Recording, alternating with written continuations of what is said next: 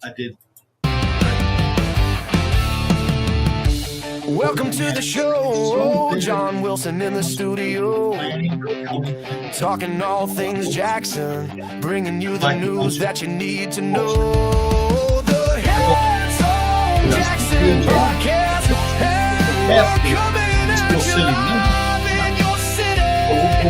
Jackson, this is your time. Get your news from your neighbor, the people who care.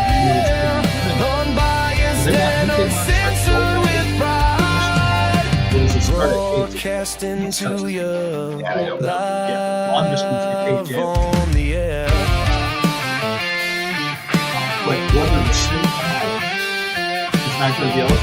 Trusted source to tell you what's happening from the city to the county line. All the news that matters. Make your own opinion about the news that affect your life. Jackson podcast, and we're coming at you live in your city. Jackson, this is your time. Get your news from your neighbor, the people who care, unbiased and uncensored with pride. Coming at you broadcasting live on the air.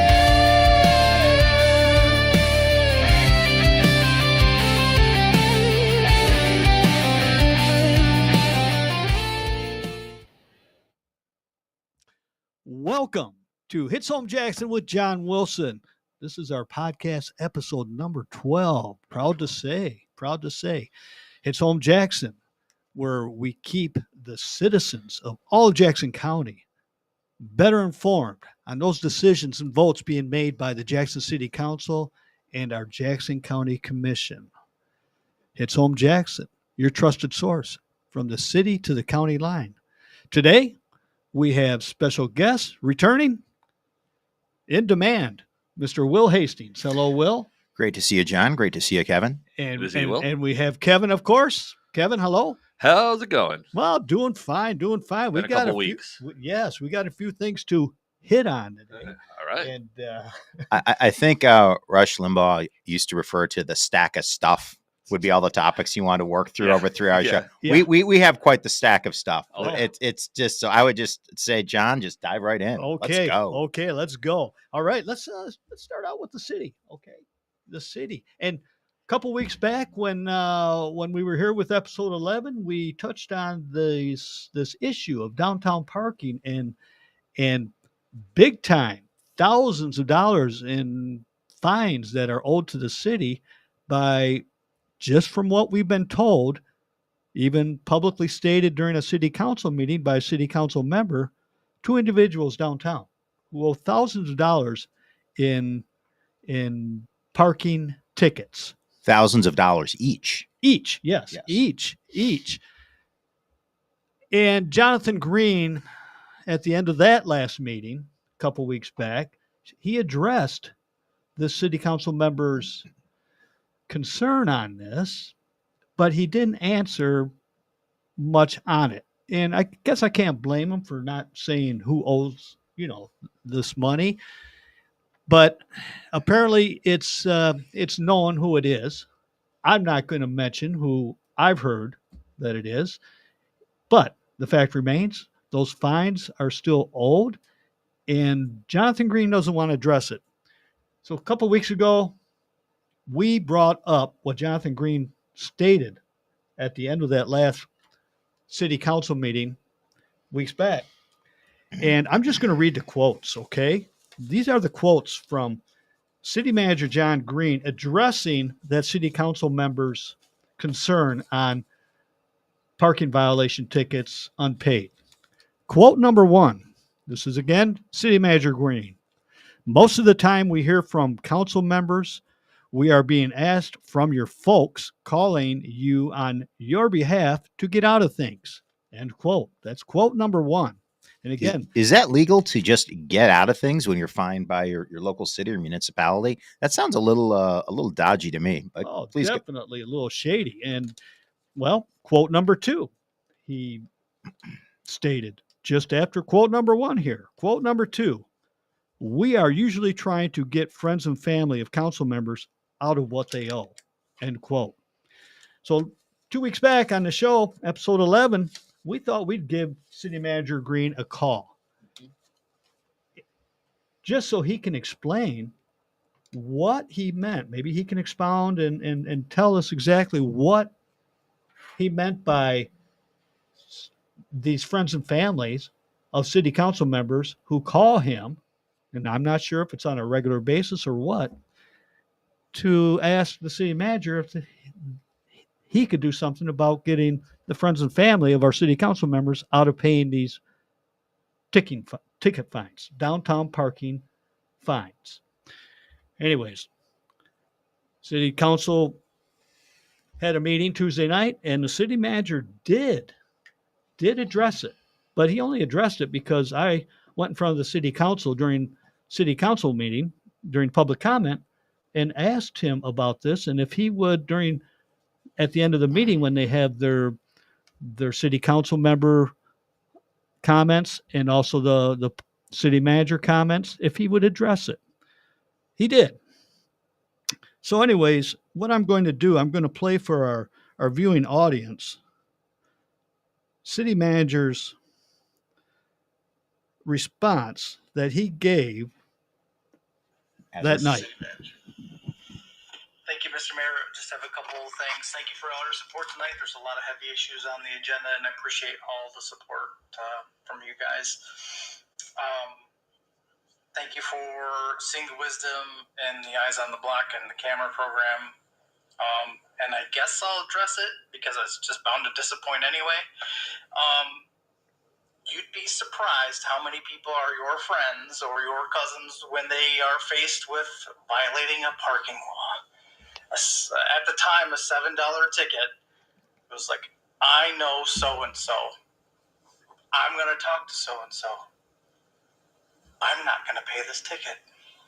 So I'm sorry to say to the people who glommed onto this, it was nothing about the 7 people up on council, but it was the people who try to use a real relationship or a non-relationship to try to get out of what they duly should pay for breaking the rules. It's pretty much as simple as that. Probably disappoints, but that's what happens. You guys probably don't know. You have a lot of friends out there when people get parking tickets. Your names that get tossed out a lot. So... As you could hear after city manager mentioned that he was going to disappoint with that answer addressing my concern, you heard the city council members kind of chuckle at the end. And one city council member, city councilman Freddie Dancy, you could hear him saying, move on. So I guess Freddie wants us to move on from this issue of unpaid parking tickets and these friends and family of the city council members who must call City Manager Green on a regular basis to try to get out of these fines. Now, does City Manager Green get these individuals, the friends and family of the city council members, out of the fine? Well, I tried calling City Manager Green this morning, and once again, as we tried 2 weeks ago calling him, it goes right to voicemail. So here is City Manager Green's phone number. You really can't see it. If you point at the camera here, the microphone can't see very well. Well, anyways, I just want you, the viewing audience, to know that his phone number, in case you need to call City Manager Green, 517-788-4035. So what we're going to do, we're going to give him a call right now so he can have another chance to better explain what this issue regarding these unpaid tickets is all about. Because you know what? If friends and family are calling on a regular basis, is he actually waiving these fines? Is he calling them the city police department, who I believe, must have all the fines and tickets, or the tickets in their possession? Does he get any of these people out of paying these fines? And there's also the fact, again, these 2 individuals who are downtown with their businesses, the thousands of dollars that are allegedly owed by them. Are they being paid? And if not, why not? So let's give City Manager Green a quick call here, and then we're going to move on. But we're going to find out. And just before you hit dial, I'm just looking at your notes from his previous comment, and Jonathan Green said, "I'm going to borrow this for just a second." Are you ringing? Okay. Not received new messages at this time. Goodbye. We're going to try that again so you can hear it. Yeah. The voice mailbox for this user is full. They cannot receive new messages at this time. Goodbye. Same as last time. Same voice recording as last time. So How do you get a hold of our city manager? Is he not capable of just clearing out his voicemail box once a day, once a business day? Is that a That's what we Is brought that a up last problem? time. Is like because we called the mayor's number too, and it said the same thing. And the first thing I've worked in offices before, and the first thing I do is check my voicemail. But if you don't want people to call you or leave messages, then you just don't delete them, I guess. Exactly. And again, we tried this 2 weeks ago. I brought it up during citizen comments, Tuesday night meeting. I did mention to the city manager to be fair on my part. City manager, I did try calling you a couple weeks ago on this issue, and it went right to your voicemail. Your voicemail was full, and I tried it 2 or 3 times, and no luck. So again, we tried it today, and his voicemail is still full. Does anyone here have maybe a private number of the city manager? I don't, but I bet there are some that do. Maybe the friends and family of the city council members, they must have a direct line to the city manager, because we can't certainly. they have the number for the bat phone, but we don't. I guess maybe if we get a parking fine, and maybe we can get on his bat phone. But just before we move on, I just want to read, and you read this before from his comments, but this really jumped out from me. And again, this is the words of the city manager, where he said, whoops, I'm getting my papers right here. And this is a quote from the city manager. "We are usually trying to get friends and family of council members out of what they owe." So just that statement, "we are usually trying," suggests that he's engaged in the practice. Absolutely. Any reasonable person would say, well, this is something they're doing. He didn't say we're usually trying to not get friends and family of council members out of what they owe. He says we are usually trying to get friends and family of council members out of what they owe. So I think this was an unfortunate slip from the city manager's mouth for him. But I think for the rest of us, it's just a glimpse behind the curtain about how things really do roll down at Jackson City Hall, and there is corruption and there is favoritism. Definitely so. And when you get the city council response by just a laugh, a giggle, a chuckle, and then you have one city council member say in his mic, "Move on." That tells me that he's got family members that are getting off parking tickets. Right. Yeah, this merits possibly some follow-up questions to Freddie Dancy. Yes. Agreed. If Freddie won't answer. One of the best friends on city council, bar none, of Residents in Action. Mm-hmm. Oh. Also on the not on the city agenda, but this is interesting. Well, excuse me. Yes, it was on the city agenda. This is the Ganson Street, Elm Street, going east to the end of the city limits. Okay. East Ganson Street. They would. There's a plan now to rehabilitate their street. This is the first time I've heard the word rehabilitate. I've heard of total street reconstruction. It sounds like a mill and pave to me. Exactly. Kevin, you must have been watching the meeting the other night. No. I just listen to you a lot. Okay. I read your I'm glad- posts. I'm glad somebody does. So, Yeah. It's kind of my job. So anyways, I addressed this also during public comment. I first asked what the rehabilitate is, and rehabilitation of the road is simply mill and pave. Mm-hmm. But God forbid we just say mill and pave, Yeah, that sure. everyone would understand. Well, because then John would be right, and we can't have that.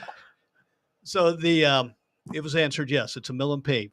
But why I was there speaking in opposition to this street project is obvious to both you and I and Kevin. The fact remains, why are they being assessed anything for their mill and pave on their streets when there are other streets within the city? The most recent, a couple down here by the hospital, Pearl Street, and I can't think of the name of the other street. The city council, Waterloo.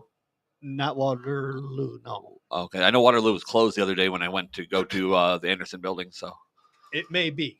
If it's Waterloo, one is definitely Pearl, and these are just down by the hospital. Yeah, so yeah. You're right, Waterloo. I think it's Waterloo. Yeah. They are doing some street reconstruction on those two city streets, and city council voted not to assess them anything for their streets to be, I don't know again if they're being rehabilitated or if it's They if must it's a have family total street members that live on that reconstruction. street.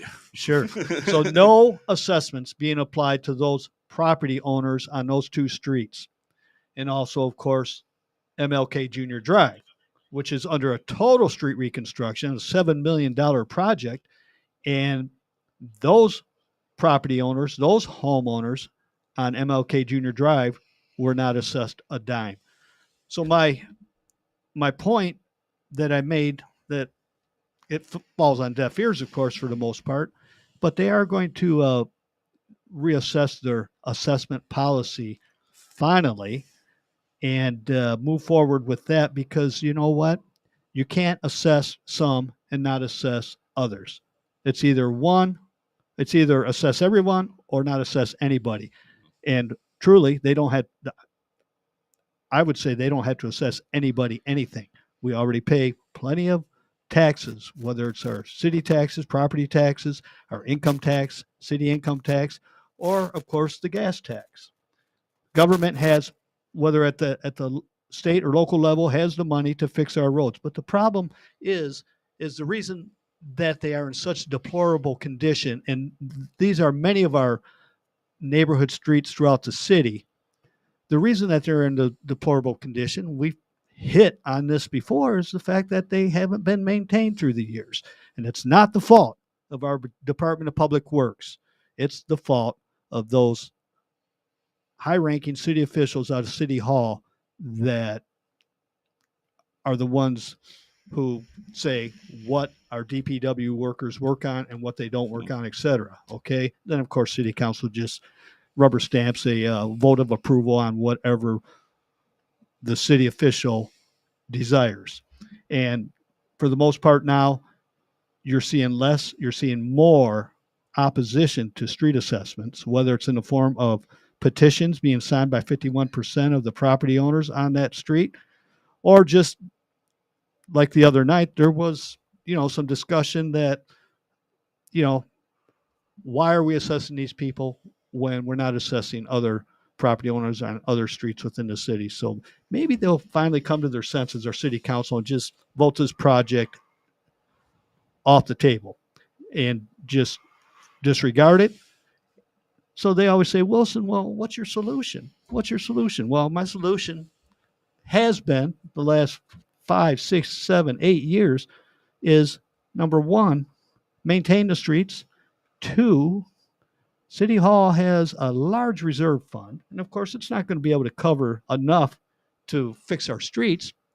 3, general obligation bonds. Borrow the money and then pay back the principal and interest with these general obligation bonds, and take that money and apply it towards mill and paves. We don't need total street reconstructions on these neighborhood streets. Just mill and pave so they last at least 5, 6, 7, 8 more years where we have a decent street to drive on. These homeowners, these residents of these neighborhood streets do not deserve what they have to go through to drive on their streets. And we drive on them every day throughout the week, and some are just in atrocious condition. Yeah, I mean, the fact that if we polled people who live in the city limits, people who live in Jackson, I have no doubt in my mind that the number one concern overall would be the condition of the roads. I think that the city has completely given up on paving paving, repaving, or fixing residential streets at all. They're only interested if they can get some dollop of federal money and working on the the major thoroughfares, many of whom are still a disaster. I mean, I just avoid driving on Morel to the best of my ability. Yeah. But yeah, and they really screwed the pooch, because when they came in a way that has been suggested to me was inappropriate and possibly illegal, but they took the money out of, I think, was it the water fund, to cover the assessments for MLK? Robbing Peter to pay Paul, maybe. Yeah, but when they did so, at that point, you lose all credibility in asking the residents of the next street and the next street and the next neighborhood, the next intersection, hey, you need to, hey, this is a cost enterprise. You need this. This is your share to match what the city's doing. You've just lost credibility in that regard. And I even think I said at the time that, that would be a long-term consequence, is the city council would lack credibility in trying to get street assessments out of anyone. So I think they're at a dead end. And this is the number one concern. And is there a plan to deal with residential streets? Obviously, the major thoroughfares, they're trying to get federal aid, kind of slow walk their way through and do one at a time and so forth. But there is no plan. And it's an affront.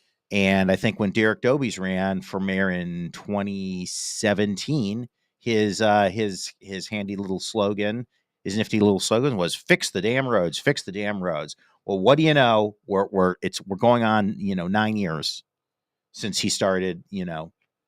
Since we heard that kind of language, which was later adopted by Gretchen Whitmer. I was saying Gretchen Whitmer also ran on that exact same thing. It may have came but from she that. at least fixed the highways. Yeah. So there's nothing there. I mean, the emperor has no clothes. They don't have a plan. And yeah, to John's point, yeah, they have, how much is in the city's reserves or rainy day fund? It's about 11 million. It grows $1 million pretty much each budget cycle. I would mandate that you take $3 million for starters off the top and just spend it specifically on those residential roads. Get the worst of the worst. Mill and paves. And then as it rebuilds and it builds back up a couple million, put it back in. Yes. So yeah, you have to maintain some reserves. There's an appropriate level, but there's such need. The appropriate level is 15%, but both the city and the county, their resolution that each body had passed a few years back is they want 30% reserve fund. 30% reserve fund. That's 30 cents out of each dollar that we pay City Hall. Yeah. That goes into reserve fund. That's used on a rainy day for a rainy day.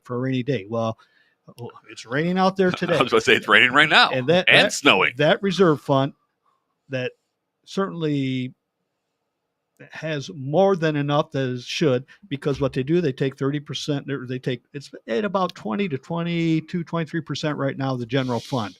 Okay, so do the math. I'm not going to do the math right now, but it is sitting at about $11 million, which is in the 20 to 25% range. Yeah, so you could just say we're going to take our 30% reserve ratio at City Hall. We're going to change it to 20%. 15%. 15% is... Well, I'm saying even 20%, but 15 or 20%, and the excess above that goes to the roads. Right. So that's what, 1.1 million? 10%, because you're 10% over, about 25%, and you should be at 15. And that's not going to be enough to mill and pave 5, 6, 7 streets in a season. So that's why I say general obligation bonds. And general obligation bonds are paid for out of the general fund. They're not revenue bonds. A revenue bond is what they borrow when they do a big sewer water project. And then they raise our water rates, which so they we can. Borrow. So we pay back those revenue bonds. City Hall has the dollars. They have the money to pay back a general obligation bond. They take out bonds for the consumer's parking deck. They took out a general obligation bond for that we're still paying on. And what good does that parking lot do us? Not much. Last time I checked, I don't work for consumers, so and I've never even been in that parking garage. Well, it's about half empty because a lot of their employees are working from home, so they don't have to park in that parking ramp. So anyways, general obligation bonds, borrow $25 million, and that would go a long way, along with using some of those reserve funds. Absolutely. To mill and pave a lot of our neighborhood streets, city neighborhood streets. And I'd just like to add just one last thing on the topic. When I said that they've given up, basically completely given up on doing residential and neighborhood streets, which they have, and I think it's that They don't get the federal dollars for those. they don't get the federal dollars for it, but it's their job, and it's It one of is. their core. It's one of their core responsibilities as a municipality. But just making the point that to me, the dirty little secret is in giving up on paving, whether you're paving, mill and pave, whatever you're doing to keep those residential streets up to snuff. All the money you save, you have to spend on things like the group violence initiative, which didn't seem to have a very good year this year, judging from events throughout the city. It was a very bloody year, and other things like the Department the DI department under Mr. John Willis, which Diversity, equity, is inclusion sucking up $500,000 to $600,000 a year. That's for two employees. Oh. So that's $6 million a decade. That's $6 million a decade. I think it's just mind-bogglingly inappropriate to be spending those sums on social justice nonsense. And from time to time, I'll say, well, what can you show me what benefit, what specific tangible benefit this department has been to anyone who lives in the city? They can never answer. No, of course. Or anyone, period. Yes. You're not going to get that answer. Okay. So, and East Ganson is a major street. So there's federal funding that they're receiving. They're also going to use major street funds. Our city budget has both a major street fund and a local street fund. Now, local street funds are used for our neighborhood streets. Major street funds are used for streets such as Ganson. One who got up and spoke, a citizen who lives on Ganson Street, spoke and during public comment and reminded the council that East Ganson Street, 99% of that traffic is thoroughfare. It's a thoroughfare. It's a major thoroughfare. 1% are residents who use that street. Yeah. The other 99% are going from point A to point B and back from point B to point A. And they're using East Ganson Street. We use those major streets every day. So I'm sorry. No, just like those residents, those homeowners, property owners on North Elm Street, that were assessed thousands of dollars to have North Elm Street mill and paved. Mm-hmm. They were assessed thousands of dollars. They should not have been, because that, again, is just like East Ganson Street. We use Elm Street to get to the highway, to get to wherever and back. A and B, A to B. I mean, not only is a thoroughfare that lots of people use, you also have the heavy trucks and 18-wheelers coming off of 94. Yes. That would be a major exit for them, and they're over time they're obviously going to do a real number on those roads. I lived on Orange right off of Elm, and I don't think I ever really even drove down Elm other than going to the highway. There's no reason. City Council voted to spend $50,000 on a new program. This is a pilot program that will last 12 months, and this program is called Eyes on the Block Safety Cameras. Ugh. The city is going to purchase, and again, it's a pilot program. It's going to last 12 months, but I'm sure it'll last longer than 12 months. They're spending $50,000, and they're going to get 100 cameras that they are going to place on homeowners' residents' properties in the areas of the city that experience more of the street gang gun violence than other parts of the city. They're called hotspots, according to the mayor. These are hotspots, and they are hotspots. They did have a good discussion on this. A lot of questions answered. One council member was opposed to it, and then after being a little strong-armed by the mayor, he changed his mind and voted for it. So it did vote there was unanimous vote to move forward on this. So we're going to have these 100 cameras placed on homeowners, and whether they rent the property or not, they will receive this camera. It's all voluntary. Oh. And of course, these are door cameras that Yeah. some have, some don't already. Now, what's interesting about this is, it's being used to deter future street gang gun violence in these hotspots, whether it will or will not. Whatever empirical data that they do get in the next 12 months to prove that it's been effective, well, I guess we'll wait and find out. But if it's anything like GVI, it's all going to be in the positive, of course. Yeah, you know what? It's interesting because having done some door knocking for different people over the last few years, and being able to walk up and down streets in a good part of Jackson, a whole lot of people already have these door cameras. These what are they called? Ring cameras. Yeah. Yeah, the Ring cameras. Oh, yeah. They're activated. A major one comes from Amazon. They sell Ring. them. Yeah, Ring is exclusively Amazon, and then that's because Ring is a brand name. Okay. But then there's Fair a enough. million other versions of it. Sure. And here's the thing: for someone who's on social media, from time to time, you will see Ring camera Oh yeah. footage. You'll see people getting their cars broken into at 2 a.m. You will see maybe a car accident that happens on the street. You'll see mentally unstable homeless people Mhm. coming up on people's porches. All those things that nature.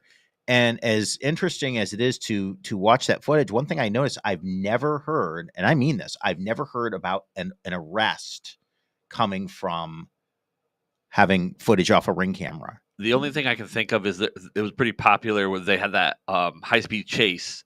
They had some footage off of a couple of Ring cameras, but they had already had the guy arrested. Yeah. The footage was just voyeurism at that point, really. But that's the only major breakthrough I've seen with the Ring cameras. And this program was introduced. This initiative was introduced and pushed heavily by Mayor Mahoney, and of course we're all aware of Mayor Mahoney's personal issue with the tragic, unfortunate killing of his 18-year-old niece. Unbelievably tragic.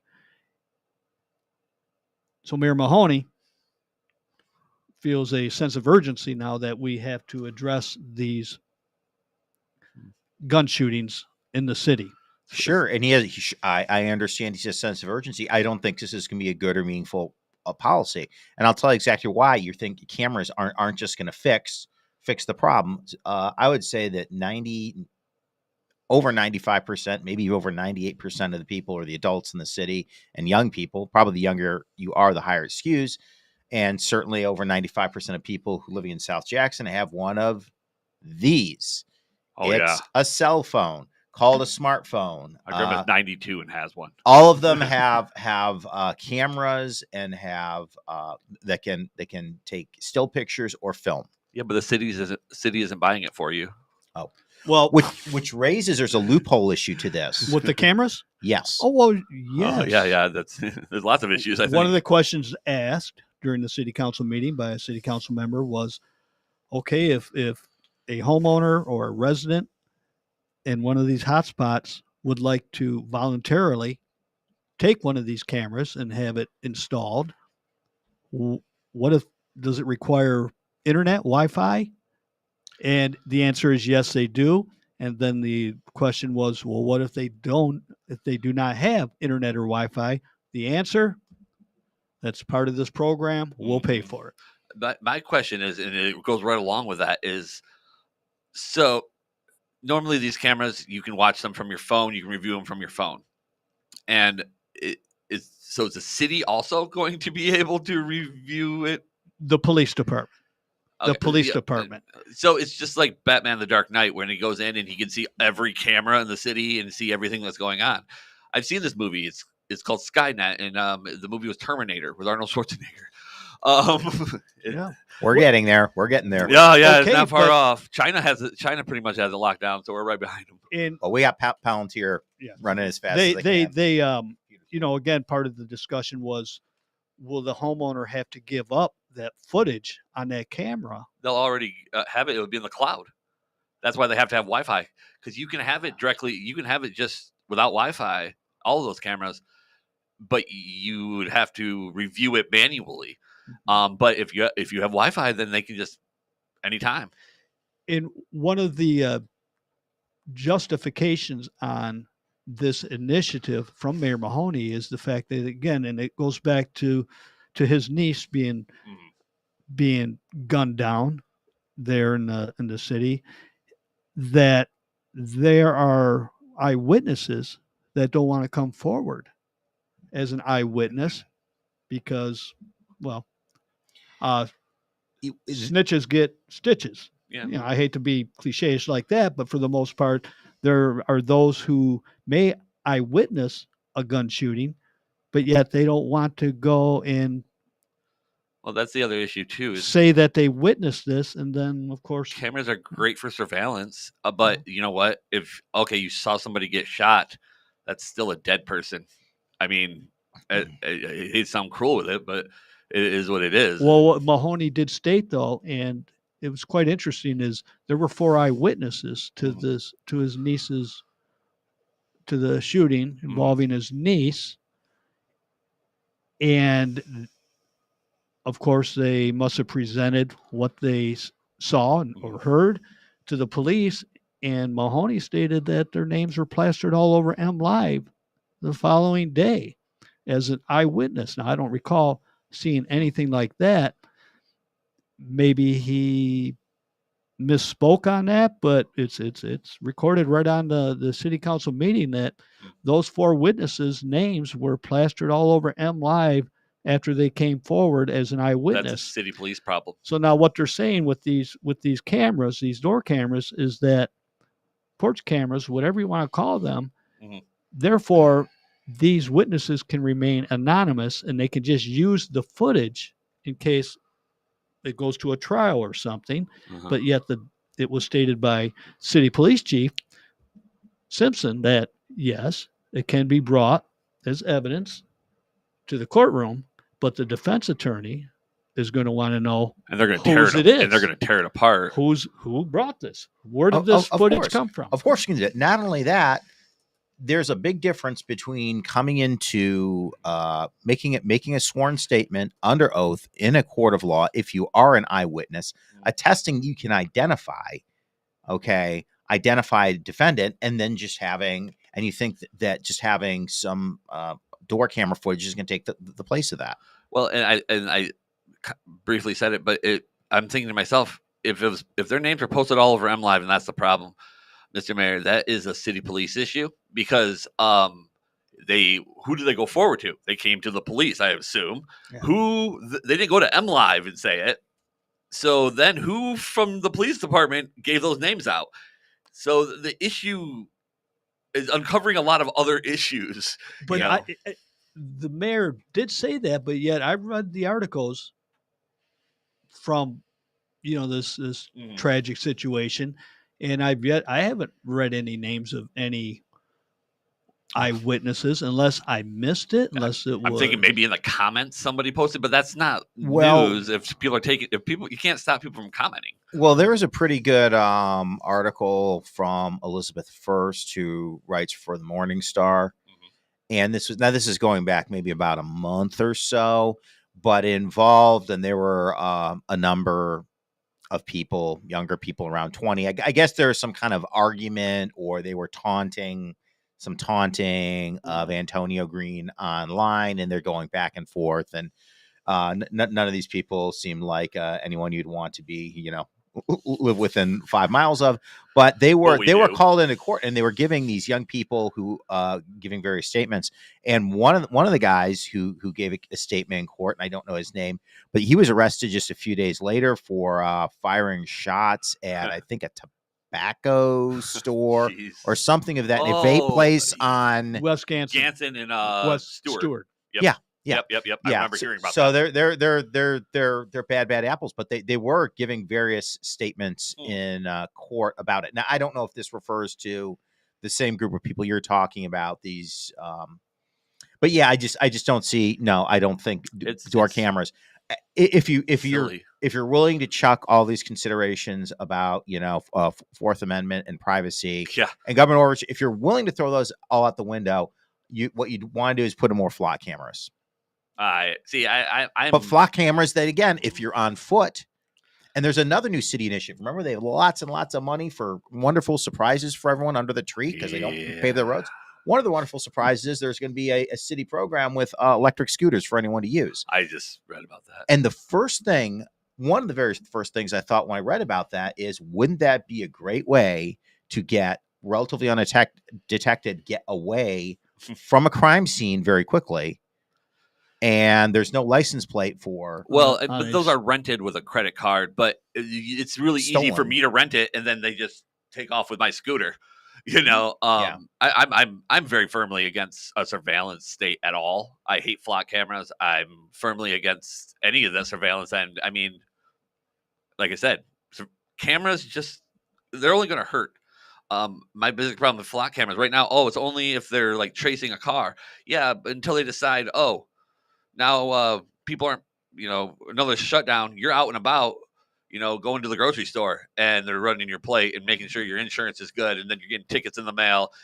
We're only a step away from that. Any style surveillance. It's the infrastructure for worse abuses. Well, I have to believe this is not just the start of this block safety camera program is just the start. The eyes. Do you have on the block safety camera price those cameras are costing? No, they're just spending $50,000 for 100 cameras, and then I'm sure whatever it was only a 12-month pilot program. After that 12 months, if they decide to scrap it, are we returning these cameras?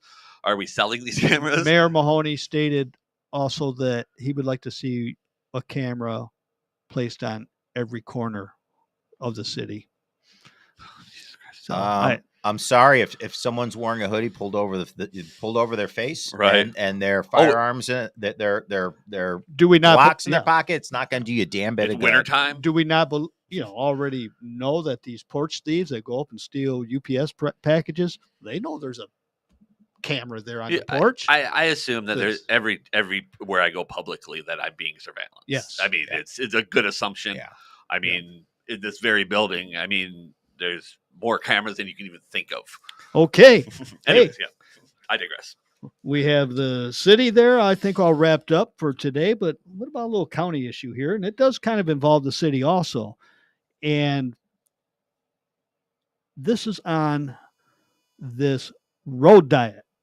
Now, it's a nice little term. Road diets. We're all aware of road diets. It makes a fat road a skinnier road. A 4-lane road into a 2-lane road with a very, very wide biking path. That's the whole idea for the most part behind these road diets. They'll help congestion. And we have the biking and walking paths in Jackson, and they are not utilized at all. No, they're not. As someone who drives the streets daily. Yes, you very rarely see anybody riding a bike on one of these new hundreds of $1,000s walking or biking paths. I don't, and I assume this would be county, not so much the city, but you get past 127, going down Michigan Avenue and then Ann Arbor Road.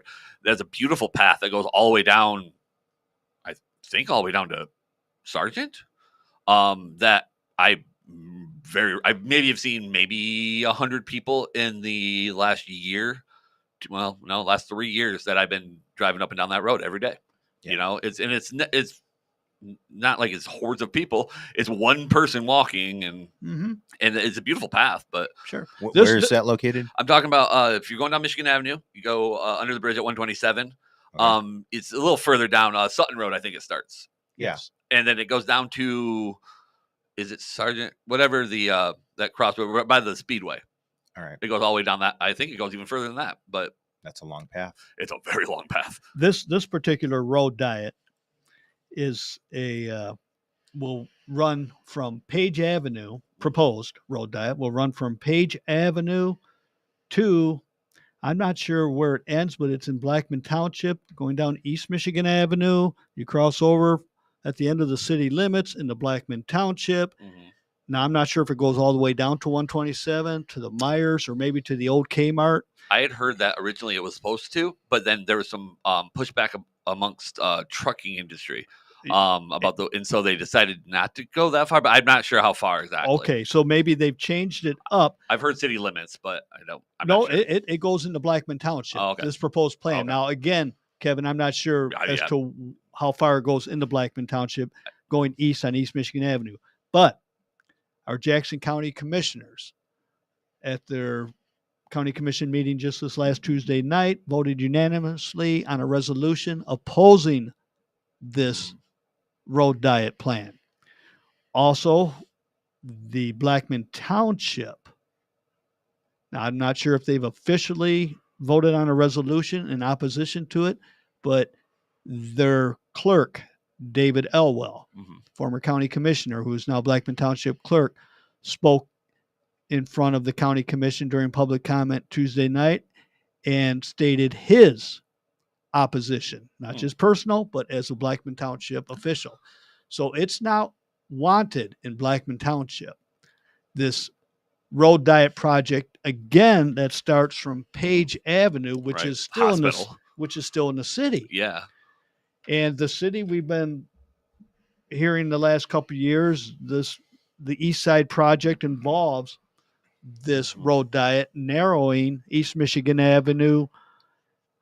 I thought it was from the train station all the way across the city to the city limits, to the end of the city limits. Because I forgot Blackman, and then Leone Township had highly opposed it. That's why it wasn't, because Meyer is technically Leone, I think. Yeah, it's a very small stretch. Yeah, that's Blackman Township. Yeah, so I think that's where I wasn't sure where it stopped, but I think it was at the Leone Township line. But good clarification. Yeah, Kevin, I just remembered when you're talking about that. Mm-hmm. So Blackman Township, it must be just a small stretch from the end of the city limits on East Michigan Avenue, maybe up to the old Kmart area, or just a little bit beyond that. But that stretch, and that street's in horrific condition too. Michigan Avenue, just absolutely terrible. You can't drive in the right lane. No, from Andy's Pizza west. on. Oh Yeah. my goodness, it's terrible. So that's where they need a mill and pave. So, anyways, our county commissioners voted unanimously to oppose this project, this road diet project. Now, I don't know, will that have any effect on the city's plan moving forward with this road diet from Page Avenue to, again, the end of the city limits on East Michigan Avenue? I would, if you put me on the spot, I'd say it probably wouldn't. Well, because there's federal dollars involved. To the county commission. There's federal dollars involved with this, of course. That's why it's the road diet. That's because they dangle that carrot. But, you know, if you want these federal dollars, you have to put in this biking path as part of this road diet plan. This road diet plan, again, from Page Avenue, which is stated here on the county's resolution, goes from Page Avenue into Blackman Township, but it would go from 4 lanes to 2 lanes. I have a brother who has a small business on East Michigan Avenue, Shamrock Bar, and that's on the north side of East Michigan Avenue, directly across the street from Burger King. They're on East Michigan Avenue. You walk outside, hit the front door of that Shamrock Bar, and that sidewalk is, I would say, no more than 3 feet in width from the building to East Michigan Avenue. It is very narrow and dangerous. So you have to be very careful if you're walking up and down that stretch. My brother, Rick, he's in favor of the road diet, at least in the city portion of it, because those, and I can attest to this because when I previously worked at the Shamrock Bar on a Monday, Wednesday, or Friday during the day, those 18-wheelers driving east to west on East Michigan Avenue, trying to catch that light on Elm Street, fly down East Michigan Avenue, and sometimes they have to lock up their brakes. But if they're catching that green light there at Elm, they are moving very, very fast above the speed limit, and it literally shakes the Shamrock Bar building. It literally shakes the building. And And then sometimes again, you would hear, I've heard many times, those semi drivers locking up their brakes because they didn't catch the light. And Oh boy. oh boy is right. Witnessed a few. I didn't witness, but I used to hear some big bangs out there. And yeah, sure enough, it was Elm Street, East Michigan Avenue accidents out there. But my brother is in favor of narrowing that street from 4 lanes to 2 lanes and getting a much wider biking walking path and outside the front door of the Shamrock Bar. Now he's only one business owner, of course, and being a big brother who used to beat me up if I disagreed with him. Big brothers don't do that. I'm not. Well, he can't anymore. But anyways, I'll never let my little brother get me. I'm not sure, how I feel about it. But I did mention to him. I said, yes, I understand. Yeah, because I've listened to those 18-wheelers have to lock up their brakes or when they catch that light, just flying past the and there's you got your hardware store, you got the party store, the old Powers, and those that it shakes those buildings, the foundations. But that's only the city part of it. That's why it's interesting. And I did mention to Rick, I said, well, if the county and Blackman Township oppose, then that project isn't going to move forward now. But I don't know if it's going to move. If the city will still. Could they do a partial of it, just right in the from city Page limits? Avenue up to the city limits for the road diet? Well, the federal government's going to probably say, "Oh, you're going to do it all or none." Yeah, I would have to assume. I mean, you go from Page Avenue. Well, first of all, train station to Page Avenue, 4 lanes. Then it narrows down to 2 lanes with a turning lane. That 2 lanes will also have a turning lane, of course, which it has to, as part of the road diet program. But anyways, you go from 4 lanes, train station to Page Avenue, down to 2 lanes from Page Ave to the end of the city limits, going east, and then back to 4 lanes. I highly doubt that would be. Sounds like a nightmare. Right. So I would have to assume, now again, I'm not sure, but I would have to assume that it's either all or nothing with this road diet program going from Page Avenue into Blackman Township on East Michigan Avenue. All 2 lanes with a turning lane and a big wide biking path. Yeah, you would think. And one of the things about the road diet, and one of I think the unanswered questions is, if you're going to make the so-called fat roads skinny, you're going to make it much more difficult for emergency vehicles to get through. Oh yeah, fire trucks. That was especially fire trucks, Yeah, especially fire trucks. That's a big one.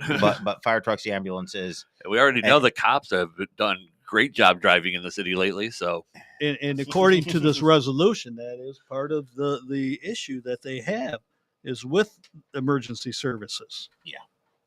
Yeah, and you just have to understand, even if you favor these road diet being applied to your roads and shrinking them down for whatever reason you might support it, you do have to acknowledge that and presumably it would cost less to maintain. But here's the thing: it'd be less expensive to maintain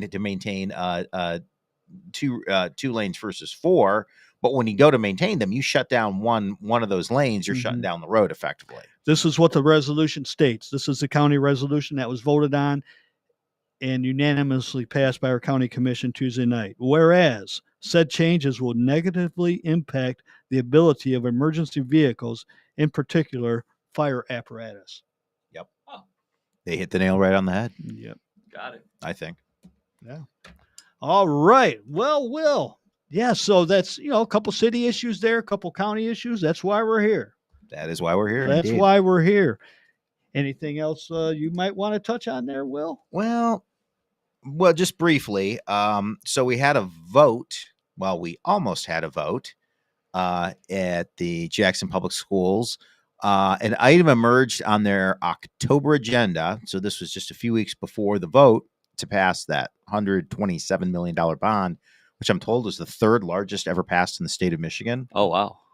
Yeah, that's a lot of money. That's a 127 lot million. of money. On top of the bond that was passed just a few years ago, which was in the 80s, I believe. It ended up being, I think, close to 100. The building millage where they did all the things they did out of that. And so an item caught my eye on their October 21st meeting about this idea called extra duty pay. And extra duty pay involved, because first of all, you have to understand this is a building and construction millage. You can't pay salaries out of it. You can't pay school salaries out of it. No. Obviously, you're going to be paying for your contractors, and people are going to be doing the drywall and tearing down this and erecting that and all that stuff. And tearing down the John George Hall. Yeah. Well, not the John George, the one next to it. The next. Okay. I'm blanking. Yeah, I know.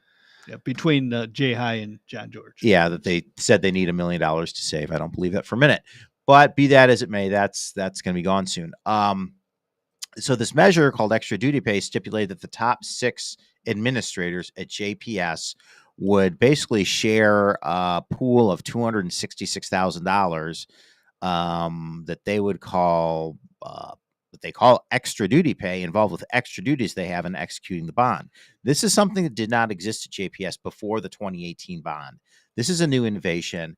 Very few people knew about it or heard about it, including people sitting on the board. I talked to people sitting on the board who only learned about that, who'd been on the board for several years, the week before at a special meeting. It was just alluded to in very vague terms.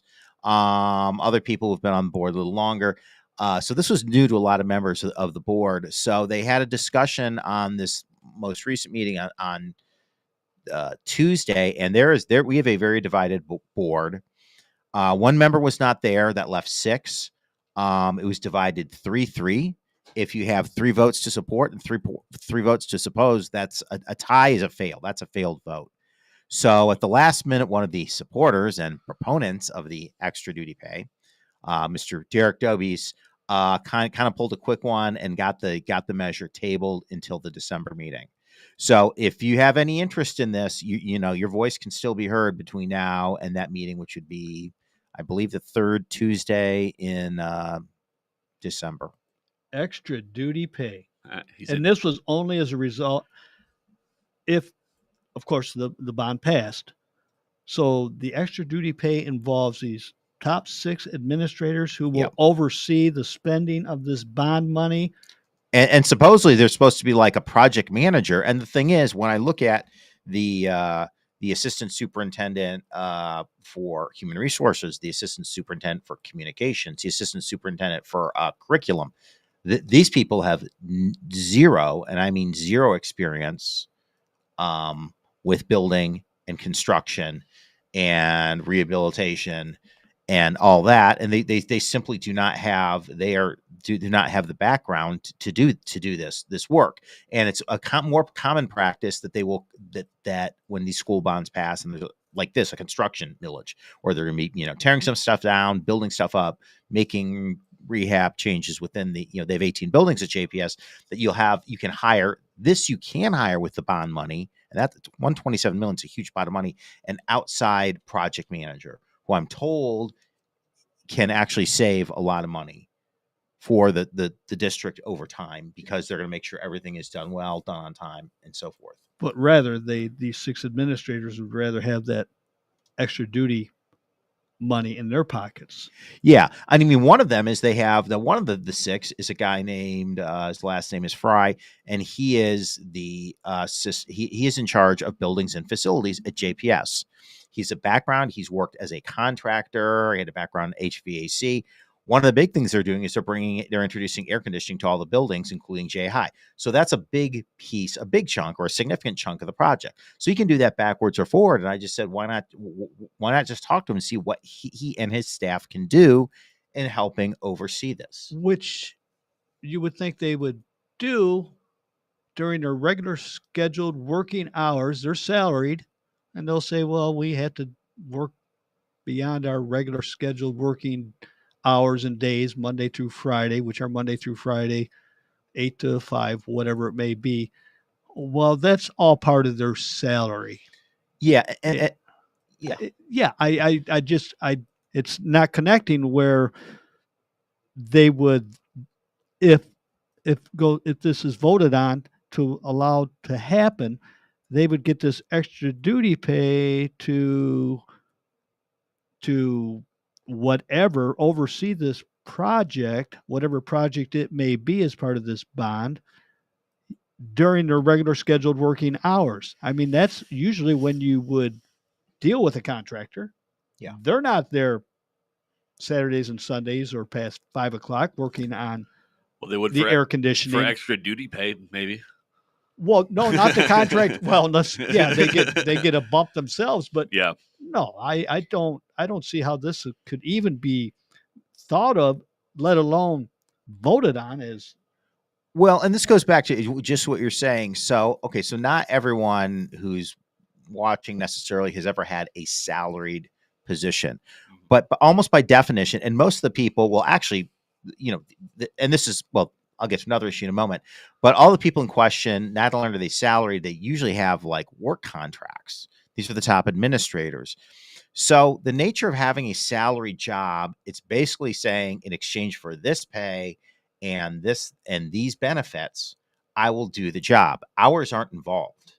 Hours aren't involved. By federal law, if you're a salaried employee, you cannot receive overtime. Of course, they're not calling this overtime. And just a second issue just to throw out is, and this was brought up by one of the board members who opposed. She's one of the newer board members. Her name is Elena Sharp, and Elena works full-time currently as a chemistry teacher at Western High. So she's really kind of brings in the teacher's point of view. And I wouldn't say she's irate because she's a very nice person, but she was visibly unhappy that, there is no extra duty pay for teachers. There's no discussion of extra duty pay for teachers. Of course not. This is your job, and you gotta roll with it. And sometimes you have to stay late, sometimes you have to come early, and so forth and so on. So we have a 3-3 tied board with one member absent on Tuesday, and they're going to revisit in December. By the way, hate to go back, but I was just double checking something. The township line between Blackman, going down Michigan Avenue, between Blackman and Leone is Detman. Okay. Cut Yep. Detman right in half. Yep. All right. Just for reference. Then it goes from Blackman east to Detman. Yep. Is then Leone. Yeah, where the city ends, the city limits, and then it's Blackman, and then it hits Leone. Until I didn't see how far, Right. but well past 127. Yes. Yeah. Wow. Yeah. Your tax dollars at work. Well, that's something. And this is why I say there's always something to see or hear at our local meetings, be they our school board meetings, be there our city council meetings, be there at our county commission meetings. Blink and you might miss it. There's things to be seen and heard all around. And literally, I'd never even heard of this idea. I'd never heard of this. And I only saw it because I was waiting to speak at the October meeting, and I'm flipping through. They had an agenda item, and that was kind of going on and on and on. And I'm flipping through, and then I saw it and started putting two and two together. And that sort of was, but it is not, I don't have that power. I do not have a vote on the JPS board. So, when the board's divided right now 50-50 with one member yet to weigh in, this is really on the merits or the demerits of the proposal, and people there's a clash over this. So for those who disagree with this extra duty pay, you have every opportunity at the next school board meeting, which is being held in December, I'm sure, at some time, to go voice your concern on this. Especially those who were in favor of this bond.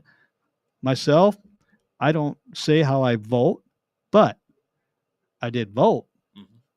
And you could bet if I knew about this extra duty pay going in to the voting booth to vote on this bond issue, I would have been an automatic no vote. Very sneaky, sis. Yeah, the bond passed by about 53 to 47%, and you just have to ask yourselves if this were widely known. Again, this didn't even seem to be known.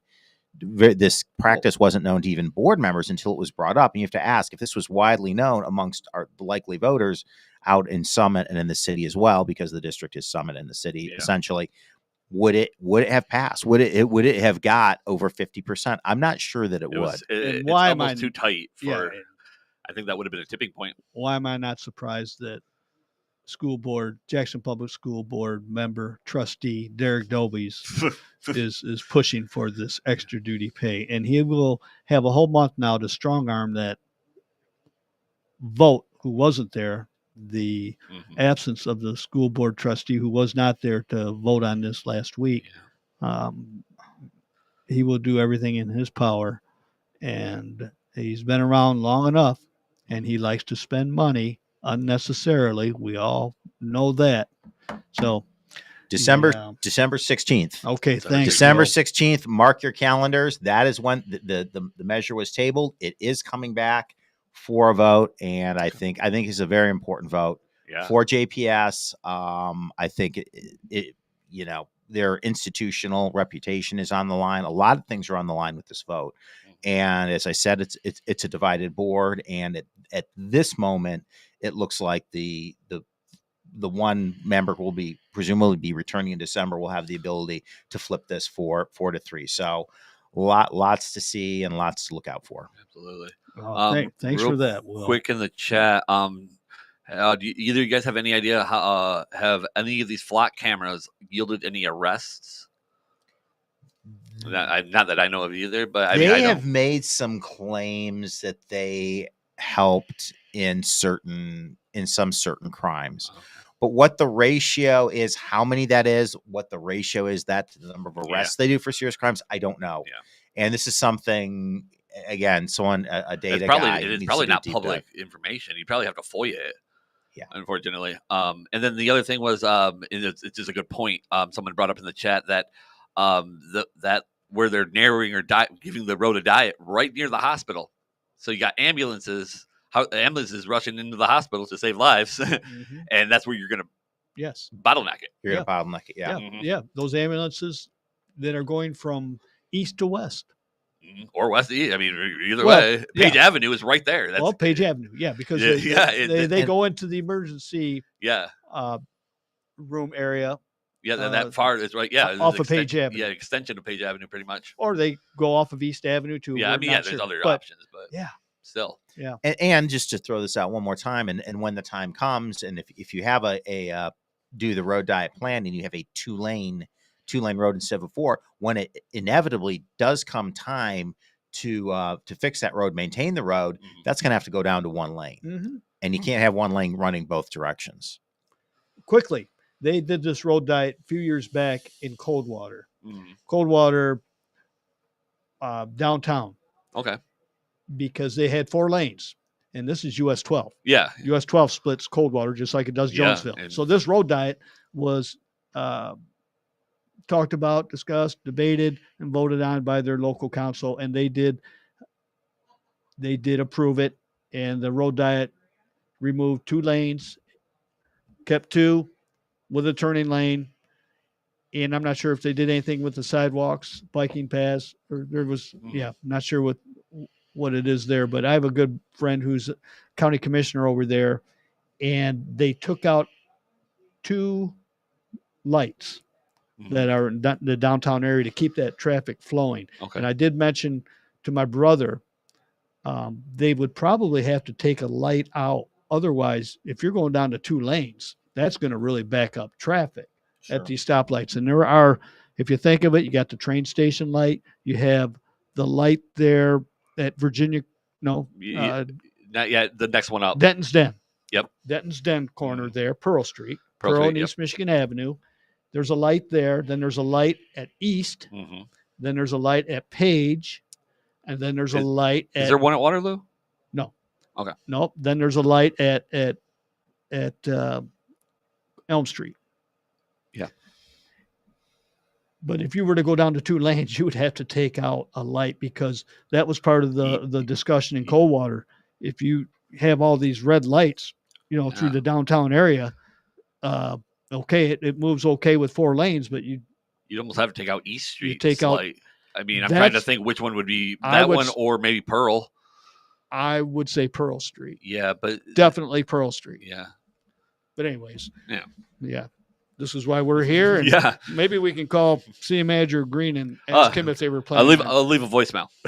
Leave a voicemail. Maybe if I send a pigeon. Yeah. Okay. Hey, it's Thanksgiving next week. Wow. Yeah. Week away. Actually, 1 week away. 1 week away. Mhm. Well, we're maybe thought we could just express some thanks. I am especially thankful right now for Christy Davis. During the years she served on Jackson City Council, she was the only true independent. I noticed after this election that the mayor was crowing. He had a put up something on his Facebook page describing the election results as a clean sweep. So what that tells you, it's very important to Dobies and Mahoney and the folks running Jackson City Hall, who've been running it for some time now, that it's a high priority not to have a single dissenter. You think, what difference does it make? You can overrule people with a 6-1 vote, a 5-2 vote, and so on. No, Yeah. they're not having it. They're not They having Why it. even risk it? They want Yeah. a unanimous rubber stamp approval for what. Yeah. For the most part, you know what? We call our system of government in the city of Jackson a weak mayor system. By no means is it a weak mayor system. Mayor Mahoney strong arms these individuals into doing as what he desires. And not only the council members, but our city manager. Yeah. Our city manager is nothing more or less than a lapdog to the Mayor Mahoney. And that's very, very unfortunate. Like Who, you in my said, opinion, is just a lapdog for Derek Dobies. and I well, mean, not so much as much, I don't believe, for Derek Dobies, but Mayor Mahoney, he has He has free reign over a lot of issues, and Yes. he wants to be the boss and he is of Jackson. And even as he steps down, he will view himself and wish to be viewed as the boss of South Jackson and Ward 1, in my opinion. Well, in Ward 1, maybe, but hopefully the next mayor will not allow that to continue, and that next mayor will have their control over the city manager as the mayor should, and the rest of the city council. But right now, it's all about Mayor Mahoney having his power over the city manager, and the city manager just saying, sure, because the city manager works at the pleasure of the mayor and the rest of the city council. So you can bet that city manager is going to do as Mayor Mahoney says, and it's gone too far. So, anyways, we'll leave it at that. Yeah, we're all thankful. I'm very, very thankful for number one, my physical and mental health. Even though some will say, I don't know about that mental health, but yeah, I questionable. feel questionable. And what else is questionable is what you said about Mayor Mahoney saying that this last election was clean sweep. Well, I don't know how clean any election is down there. It was a City sweep. Hall. We'll just call it a We'll sweep. split down the middle. Yeah, I'm not 100% with certainty it was clean. Just as I can speak to. And my last word, I'm just also grateful for Kevin, without whom we wouldn't be here. Yes. I mean, you are, how many separate podcasts are you directly involved with now? 4. And Kevin But will I have do- that on the screen. So watch Kevin's podcast. It's quite And I do entertaining. 27 shows a week. Yeah. Yeah, sometimes. and actually, just to give a plug, so on Monday, you and your dad, you're going to have as a guest a guy named Matthew Yeah. Wilk. Matt Wilkes. Yep. He I know. is one of the most important figures in the state of Michigan on public school and public school issues. Okay. He's on the board I think he lives in Oakland County in one of the larger districts That there. sounds right. But yeah, I'm very interested in that. I think Yeah. if you haven't checked out Russ's and Kevin's podcast before, that's a good. I mean, to me he's not so much a household name, but he's a very important figure. Yeah, we're bringing him in for to break down the financial situation revolving around the Axe My Tax initiative. Okay. Specifically, he had spoken on another show, Bigger Truth Media, about it, and so we thought he'd be a good one to bring on, and kind of because he kind of exposed a pretty large shortfall with Carla Wagner's plan and Axe My Taxes plan versus reality, and it's pretty large. That should be interesting. Yeah, Monday, 2 Tune in for Stick to the Plan podcast Mhm. that day for sure. Or if you can't tune in live, of course, it's always right there out there. YouTube, Facebook, Yep, all yep. of them. Just like Hits Home. Yep. YouTube and Jackson with Rumble. John Wilson. And again, I'd like to thank everybody Mhm. viewing and listening Hopefully you're better informed as a result.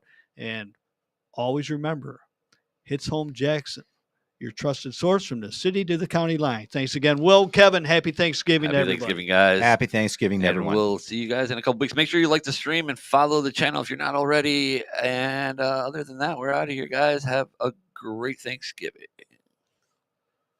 You've been listening to a Grandma's Boy Media Production. Talking all things Jackson, bringing you the news that you need to know. The Hits Home Jackson podcast, and we're coming at you live in your city. Jackson, this is your time. Get your news from your neighbor, the people who care, unbiased and uncensored with pride. Broadcasting to you live on the air.